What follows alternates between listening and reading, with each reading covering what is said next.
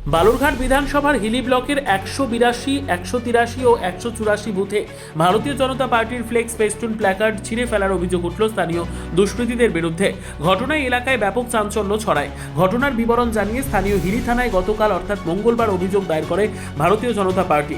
পাশাপাশি সাংবাদিকদের মুখোমুখি হয়ে বিজেপি নেতৃত্ব জানান, তৃণমূল আশ্রিত দুষ্কৃতীরা এমন কাজ করে থাকতে পারে, তাদের দৃষ্টান্তমূলক শাস্তির দাবি করেছেন বিজেপি নেতৃত্ব।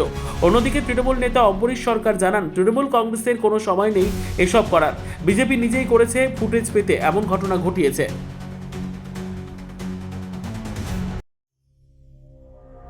সংবাদটি নিবেদন করছেন স্বস্তিলোক উৎসব ভবন, গঙ্গারামপুর, দক্ষিণ দিনাজপুর। কি অভিযোগ করলেন আপনারা?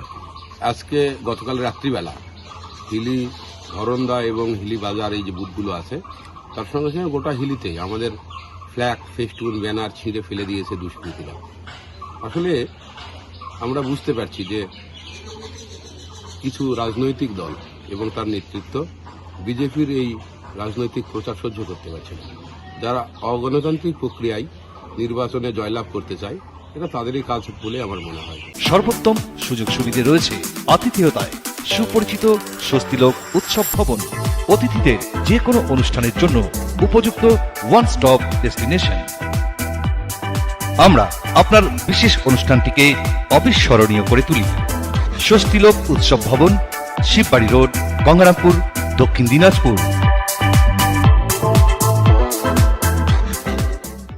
শুনলাম যে থানায় অভিযোগ করেছে, এবং শুধু এখানে নয়, বিভিন্ন জায়গায় সোশ্যাল মিডিয়াতেও দেখছি যে বিজেপি এরকম কিছু ছবি পোস্ট করছে।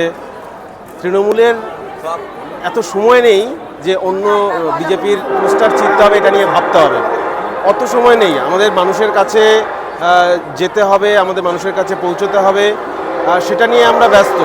বিজেপি যেটা করছে, যেটা আমাদের কাছে খবর আছে, বিজেপি তারা তাদের নিজস্ব ফ্ল্যাগ, একটা ন্যারেটিভ তাদেরকে তৈরি করতে হবে। ওরা তো মূলত ভোটটা করছে ন্যারেটিভের ওপর, মানুষের জনসমর্থনের ওপর নয়।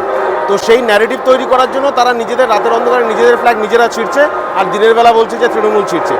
ব্যুরো রিপোর্ট, উত্তর বাংলা সংবাদ।